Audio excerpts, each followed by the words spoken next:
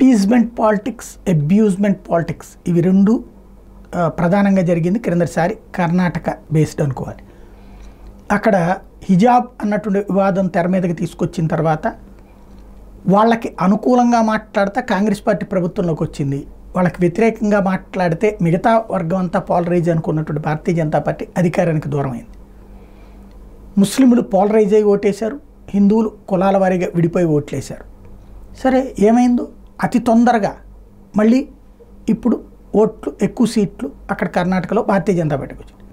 Last 2019 ఎన్నికలతో పోల్చుకుంటే తక్కువే, కానీ మొన్న అసెంబ్లీ ఎన్నికలతో పోల్చుకుంటే ఎక్కువే సాధించింది భారతీయ జనతా పార్టీ.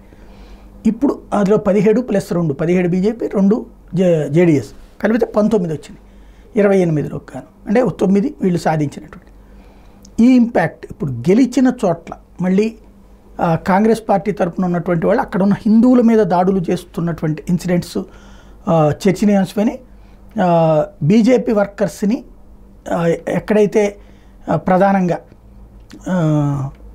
దాడులు చేసినటువంటి సంఘటనలు 3 నమోదైనవి. ఎస్పెషల్లీ మ్యాంగళూరులో జరిగింది.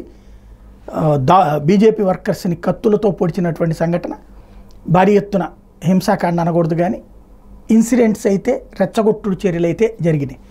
దీంతో ప్రస్తుతం పోలీసులు అయితే ఎఫ్ఐఆర్ కట్టారు, బీజేపీ అక్కడ స్ట్రాంగ్గానే ఉంది కాబట్టి. బట్ ఇలాంటి ఉదంతాలు ప్రధానంగా వెలుగులోకి వస్తున్నాయి.